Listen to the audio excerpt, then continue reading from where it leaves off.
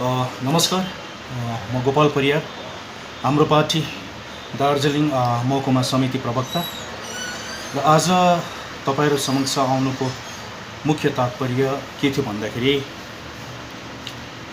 बितेको दिनमा यही प्रेस गिल्डमा आएर या कतै बसेर या त तलको सिलगढी जर्नलिस्ट क्लबमा बसेर एसडिपिआई पार्टीका नेता फैजल अहमद, जो फैजल अहमद हुनुहुन्छ, त्यो पार्टीको प्रेसिडेन्ट हुनुहुन्छ, उहाँले हाम्रो पार्टीलाई निकै आक्षेपहरू लाउनु हुँदैछ, निकै लालछनाहरू लाउनु हुँदैछ।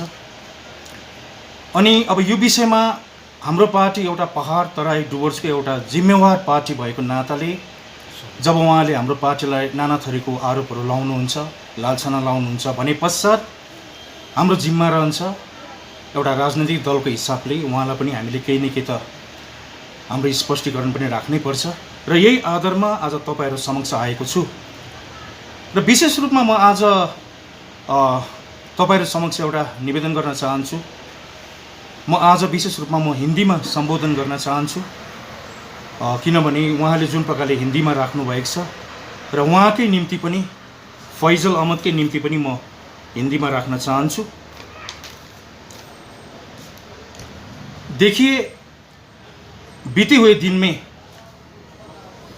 2-3 दिन आगे बोलूं या 1 हफ्ता 2 हफ्ता आगे बोलूं, ये जो व्यक्ति है फैजल अहमद, जो एसडीपीआई का पार्टी का वो अध्यक्ष है और वो बार बार हमें, हमारा जो पार्टी है दार्जिलिंग में, हमारे पार्टी को वो बार बार बहुत सारे चीज़ आरोप लगा रहे हैं। हम लोगों को बहुत सारे चीज़, जो चीज़ सही नहीं है हमारे बारे में बोल रहा है।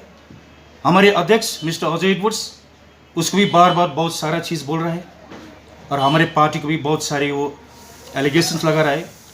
देखिए, मैं यहाँ से क्या कहना चाहता हूँ फैजल अहमद भाई को। देखिए फैजल भाई, आप जहाँ भी हो, जैसे भी हो, मैं जो बोल रहा हूँ आप ध्यान से सुनिए। देखिए, आप हमारे मिट्टी में आके, हमारी मिट्टी में पैर रखे, आपने कैसे हिम्मत कर लिया कि आपके दिल में जो आए वो बोले? आपने कैसे हिम्मत जुटा लिया कि गोरखालैंड का समर्थन नहीं करेंगे? अरे आप कौन हो यार? आप कहां से आए हो? अरे कौन है यार आप? आपका कहने से होगा क्या गोरखालैंड का समर्थन करेंगे या नहीं करेंगे? आप गोरखालैंड देने वाले हो क्या? आप संविधान से बढ़कर हो? हमारे मिट्टी में पैर रखे आप बोल रहे हैं, हमें ललकार रहे, हमारी मिट्टी को आप ललकार रहे कि हम गोरखालैंड का समर्थन नहीं करेंगे। अरे भाई, आप गोरखालैंड देने वाले आदमी नहीं है, आप संविधान नहीं है भाई, आप संविधान से बढ़कर है क्या? ये क्या तमाशा है अफजल भाई? क्या नाटक है? आप बार बार आके ये हमें धमका रहे, हमें चेतावनी दे रहा है, गोरखालैंड नहीं होगा, गोरखालैंड का समर्थन नहीं करेंगे। अरे भाई, ये आपका विषय नहीं है, आपका चिंता का विषय नहीं है, आप कुछ कर नहीं पाएंगे गोरखालैंड के लिए। और आप क्या बोल रहे थे कल? आप क्या बोल रहे थे? हमारा प्रेसिडेंट मिस्टर अजय एडवर्ड्स ने आपको जान से मारने की धमकी दी है। क्या आपका दिमाग सट चुका है क्या? आपका दिमाग ठिकाने पे है?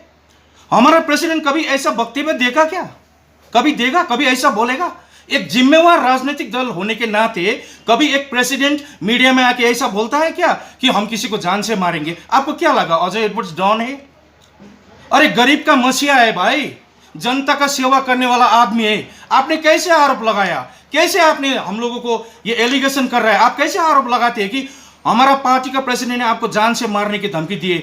ये अनाप शनाप मत बकिए भाई साहब। अफजल भाई, कान से सुनिए, ध्यान से सुनिए। अगर आपका पास कान है तो ध्यान से सुनिए। हमारा प्रेसिडेंट कभी भी इस तरह का वक्तव्य देने नहीं देता यार। आपको डॉन जैसा लगा क्या हमारा प्रेसिडेंट?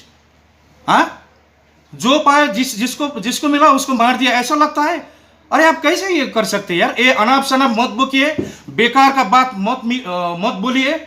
आप अपना ओन स्टोरी मत बनाइए। ऐसे एलिगेशन लगाने से पहले आपको सोचना पड़ेगा भाई, ऐसा मत बोलिए। और हमें आप बोल रहे हैं कि बीजेपी का चमचा बोल रहे हैं हम। अरे यार, अरे भाई कौन चमचा है? कौन किसका दलाल है ये तो आपको पता है भाई। आप किसके इशारे पे नाच रहे हो, किसके इशारे पर डांस कर रहे हो, किसके हिम्मत पर आप यहाँ आकर हमारे मिट्टी में पैर रखे बार बार आप हमें चुनौती दे रहे हो। आप किसके चमचा है, आप किसके दलाल है ये तो आपको पता है भाई। हमें लालचन मत लगाइए कि हम बीजेपी का चमचा है। हाँ, अगर हम बीजेपी का चमचा है, अगर हम लोगों ने आपको जान से मारने की धमकी दी है तो प्रमाण निकालिए भाई। कोई वीडियो क्लिपिंग तो होता होगा, हम लोगों ने बोला होगा। ये वीडियो क्लिपिंग निकालिए, एविडेंस निकालिए, कहां बोला हुआ है। ऐसे बेकार के ऐसे बात मत कीजिए अफजल भाई, आप अपना काम कीजिए। और आप बोल रहे थे आप यहां पर एक आदमी का नाम ले रहे थे ना, उसके हिसाब से बहुत डेवलपमेंट हो रहा है। हाँ, और ये किसका नाम ले रहे थे आप? सिंटेक्स बाबा, फर्जी बाबा, सिस्टम बाबा। ये जो व्यक्ति है ना, ये जो बंदा है, सिस्टम बाबा, फर्जी बाबा, सिंटेक्स बाबा, तो इसकी तरफ से बहुत सारा दार्जिलिंग में विकास हो रहा है बोल रहे थे आप। अब आप कान है तो सुनिए, आप कान समाज कर सुनिए कि फर्जी बाबा ने, सिंटेक्स बाबा ने, सिस्टम बाबा ने क्या क्या विकास किया है। मैंने यहां पर लिख के लाया हूं भाई, अब आपको सुना दूंगा, आप जरा ध्यान में सुनिए, ठीक है। तो देखिए आपका फर्जी बाबा ने क्या विकास किया है दार्जिलिंग पहाड़ में। Number 1, TET exam, teachers eligibility test का जो एग्जाम है, ये फॉल्स एग्जाम करवाया, ये डुप्लीकेट एग्जाम करवाया, ये आपका फर्जी एग्जाम करवाया, जनता के साथ इमोशनल ब्लैकमेल किया भाई। और ये है आपका उन्नति, आपका फर्जी बाबा ने डेवलपमेंट किया हुआ दार्जिलिंग में, लोगों के भावना के साथ खेला, फर्जी टेट करवाकर, ये डेवलपमेंट रहा आपका फर्जी बाबा का। और दूसरा डेवलपमेंट मालूम है आपको क्या है? बीते हुए दिन में बंगाल स्टेट असेंबली हाउस में एक एमएलए ने गोरखाओं को इन्फ्लक्स कहा था, अनुप्रवेशकारी कहा था। तो इसके बारे में जो ये फर्जी बाबा है और इसका टीम है, ये लोगों ने एक शब्द भी नहीं बोला इसके प्रोटेस्ट में। जब जाति का बात आता है, जब कम्युनिटी का बात आता है, जब सेल्फ डिटर्मिनेशन का बात आता है, एक शब्द नहीं बोला, एक भी शब्द नहीं बोला। ये आपका जो फर्जी बाबा, सिंटेक्स बाबा है, इसने इसके प्रोटेस्ट में नहीं बोला, जब चुप बैठा। ये जो फर्जी बाबा है, सिंटेक्स बाबा है, सिस्टम बाबा चुप बैठा, कुछ नहीं बोला। एकदम घमंड के साथ वो एमएलए ने विधानसभा में कहा कि गोरखा लोग घुसपैठिए बोला। तो फर्जी बाबा ने क्या किया? कुछ भी नहीं किया। वो ये डेवलपमेंट रहा फर्जी बाबा। और दूसरा डेवलपमेंट देखिए, जीटीए का सभा जब हुआ था, जीटीए के सभा में जब गोरखालैंड का प्रपोजल पास करके बंगाल को भेजा, ठीक है, लेकिन सेंट्रल गवर्नमेंट में नहीं भेजा, और उसका फॉलोअप प्रोग्राम भी नहीं हो रहा है। उसका प्रोग्राम तो बराबर नहीं हो रहा है भाई, और वैसे रख दिया है फ्रीज पे। और ये भी एक नाटक था, ये भी एक नौटंकी था। जीटीए सभा में जो प्रस्ताव पास किया गोरखालैंड का, ये नाटक था। अभी चुप्पी साधी है आपका सिंटेक्स बाबा ने, तो चुप्पी साधी है। और इसमें भी इमोशनल ब्लैकमेल किया हुआ है, जनता को डांट कर, जनता को छल कर ये काम किया है। और ये भी डेवलपमेंट है आपका फर्जी बाबा का। और दूसरी बात आप सुनेंगे क्या डेवलपमेंट किया है। म्यूनिसिपल कमिश्नर्स जीटीए सभासद को खरीद लिया। जनता का जो वोट है, जनता का जो वोटिंग राइट्स है, उसको ह्यूमिलिएट किया। उसको ह्यूमिलिएट करके जनता का वोट का राइट्स जो है उसको अंडर एस्टिमेट करके खरीद दिया कमिश्नर्स को और सभासद को। देखिए डेवलपमेंट देखिए सिंटेक्स बाबा का। और दूसरा आप समझ लीजिए, और ये जो लैंड राइट का बात, जो टी गार्डन्स में हमारा भाई बहन जो रहते, उसका लैंड राइट्स का जो बात है, पर्जा पट्टा, ये लैंड राइट्स, फर्जी लैंड राइट्स दे दिया। जितना भी जमीन है उसका, जितना भी उसका पूरा जमीन है भाई, उतना जमीन का वो नहीं मिला। किसी पे 5 डेसिबल, किसी में 8 डेसिमल, तो पूरा का पूरा वो भी एक फर्जी पर्जा पट्टा, फर्जी लैंड राइट्स दे दिया। वो भी डेवलपमेंट रहा सिंटेक्स बाबा का। और दूसरी बात, जब बंगाल सरकार गोरखा लोगों को बहुत सब्जेक्ट्स में विरोध करता है, तो इसी विरोध को फर्जी बाबा वो विरोध को सपोर्ट करता है। ये जो सिंटेक्स बाबा है, बहुत बड़े बाबा है, महान है। और ये सिंटेक्स बाबा जो है, सिस्टम बाबा, और बंगाल के साथ मिलके अपने जाति को, अपनी कम्युनिटी को प्रोटेस्ट करता है। दिलीप घोष आके क्या कहा? बंटवारा नहीं करेंगे, ठीक है। और इसमें भी सिंटेक्स बाबा ने सपोर्ट किया उसको। और तीसरी बात बता दूं आपको मैं, फैसल भाई आप सुन रहे हो ना, कहीं पर हो, देखिए लाइव चल रहा है। और बात में आप सुनिए, जीटीए क्षेत्र में पढ़ने वाला जितना भी स्कूल से, और मैनेजमेंट कमेटी का, स्कूल मैनेजमेंट कमेटी का जो इलेक्शन होना था, एक सुनादा करके जगह में वहां पर इलेक्शन हुआ था। वो इलेक्शन होने के बाद में फिर ये सिंटेक्स बाबा ने वो इलेक्शन बंद कर दिया। ये रहा डेवलपमेंट फर्जी बाबा का। आप बोल रहे थे ना, आप ही के भाषा में बोल रहा हूं, क्योंकि उसके तरफ से बहुत सारे डेवलपमेंट हो रहा है, आप बोल रहे थे ना, इसीलिए डेवलपमेंट क्या क्या किया वो बता रहा हूं। और वो मैनेजमेंट, स्कूल मैनेजमेंट कमेटी का भी इलेक्शन बंद कर दिया। और जीटीए रिलीफ फंड, कोरोना के समय में टी गार्डन वर्कर्स को पैसा देने के लिए जो पैसा उठाया था, जीटीए चेयरमैन रिलीफ फंड के नाम पे जो पैसा उठाया था, जितना भी होगा वो हम हाथ हाथ में देके, जो उसने एक कमिटमेंट किया था, वो पैसा खा लिया फर्जी बाबा ने, सिंटेक्स बाबा ने खा लिया। तो अब ये डेवलपमेंट रहा आपका फर्जी बाबा का, जिसका आप जिक्र कर रहे थे। और अभी सेंट्रल से ये आया हुआ स्कीम, पानी का स्कीम, मैं आप में इसको आपको इसमें मैं बता दूं, पानी का स्कीम जो है 7% कमीशन लेना शुरू कर दिया फर्जी बाबा ने। सिंटेक्स बाबा ने फिर ये शुरू कर दिया 7% कमीशन लेना भाई साहब, और ये डेवलपमेंट रहा।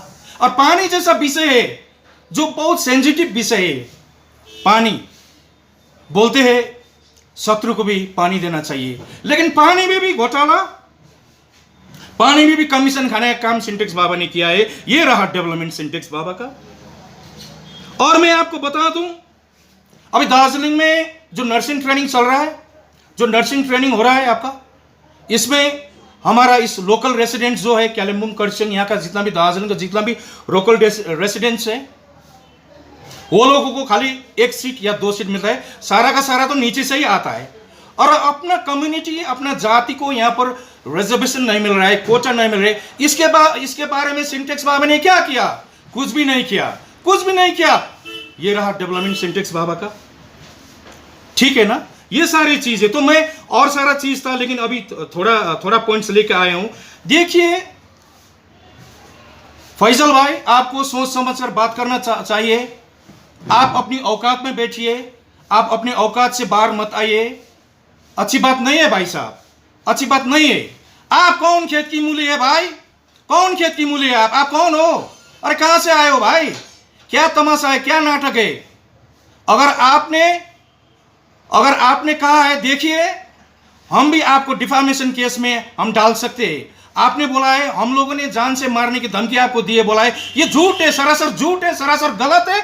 अगर आपने ये प्रूफ नहीं किया तो आपको डिफामेशन केस लगा देंगे भाई। आप ये जरा ध्यान में रखिएगा।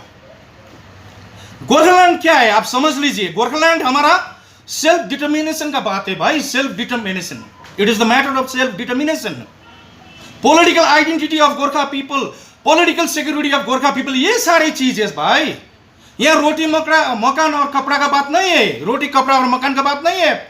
आप चिंता मत कीजिए, गोरखा लोगों को रोटी कपड़ा और मकान चाहिए, आप बोल रहे थे ना, नहीं आपका विषय नहीं है, that is not your subject. रोटी कपड़ा और मकान हम अपने आप जुटा लेंगे भाई, अपने आप बंदोबस्त करेंगे, आपका विषय नहीं है, that is none of your business. हमें गोरखालैंड चाहिए, अलग राज्य चाहिए, हम बंगाल से छूटना चाहते हैं। आप बोल रहे थे बंटवारा नहीं होगा। अरे किस चीज का बंटवारा भाई? कौन सा बंटवारा? जब दार्जिलिंग पहाड़ बंगाल का था ही नहीं हिस्टोरिकली, तब बंटवारा का बात कहां से आ गया? अरे भाई इतिहास तो पढ़िए, इतिहास अध्ययन कीजिए ना भाई, डू रीड द हिस्ट्री। मैं आपसे पैनल डिस्कशन करना चाहता हूं, आइए बुलाइए, कहां पर आना है? आपसे पूरा कैमरा के सामने आपके साथ पैनल डिस्कशन करना चाहता हूं कि आप बंगाल को डिवीजन की बात कर रहे हैं ना। डिवीजन कैसे होगा जब दार्जिलिंग पहाड़ तो बंगाल का था ही नहीं यार? Why don't you read the history? जब दार्जिलिंग पहाड़ बंगाल का था ही नहीं तो डिवीजन का बात कहां से आ गया? बंटवारे का बात कहां से आ गया? तो जरा इतिहास में भी ध्यान दीजिए। अगर आपको दिल पे लग गया हो तो आइए, आप पैनल डिस्कशन करेंगे, कहीं बैठ के कैमरा के सामने, मीडिया के सामने आइए, बात करेंगे। लेकिन अनाप शनाप मत बोके भाई, बार बार आकर आप ऐसा बात मत कीजिए, ठीक नहीं है ये भाई। आपको कौन इंस्टिगेट कर रहा है, आपको कौन प्रोवोक कर रहा है? क्या आप समझते कि हमको पता नहीं? हमें पता है भाई, आप किसके आदमी है, आप किसका बंदा है, आप किसके बंदा है, हमें मालूम है। बेकार का बात मत कीजिए, आपके बस में नहीं है, आपके हाथ में नहीं है भाई गोरखालैंड का। आपका मुंह से तो गोरखालैंड का शब्द भी ठीक नहीं लगता। जब आप दे ही नहीं सकते, इसके बारे में कुछ काम ही नहीं कर सकते, तो आपका मुंह से गोरखालैंड का शब्द निकालना अच्छी नहीं होगा, बुरा हो जाएगा भाई। देखे ना. So Gorkhaland is the matter of self-determination. Gorkhaland is the matter of political identity of Gorkha people of India. Gorkhaland is the matter of political security of Gorkha people in India. That is the way. ठीक है ना भाई साहब. तो सारा चीज में बात करना नहीं चाहूंगा. मैंने जैसे कहा, एक जिम्मेवार राजनीतिक दल पहाड़ का होने के नाते आज मैं आपके सामने ये चीजें मैंने रखी है.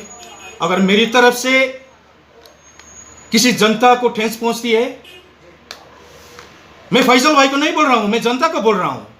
मैं फैसल भाई को नहीं बोल रहा, मैं जनता से बोल रहा हूं. अगर मेरी तरफ से, मेरी वक्तव्य से आप लोगों को कुछ दिल पे लगता है तो दिल पे मत लेना, क्योंकि एक अच्छी जिम्मेदार नागरिक और जिम्मेदार रेस्पॉन्सिबल पॉलिटिकल पार्टी होने के नाते हम लोगों को बात करना ही पड़ता है. यह हमारा धर्म है भाई. तो कोई भी हमारा दार्जिलिंग का जितना भी रेसिडेंट्स है, अगर आपको मेरा वक्तव्य से कुछ अच्छा नहीं लगे तो दिल पे मत लेना, ये रखना चाहता हूं. और फैसल भाई, आगे बोलने से पहले सोच समझ कर बात कीजिए. लगता है मुझे आपका दिमाग सटा गया है, तो दिमाग को ठीक कीजिए. और ज़्यादा कुछ नहीं कहूँगा. तो आने वाले दिन में फिर ऐसे 2-4 सब्जेक्ट लेके आऊँगा. Thank you.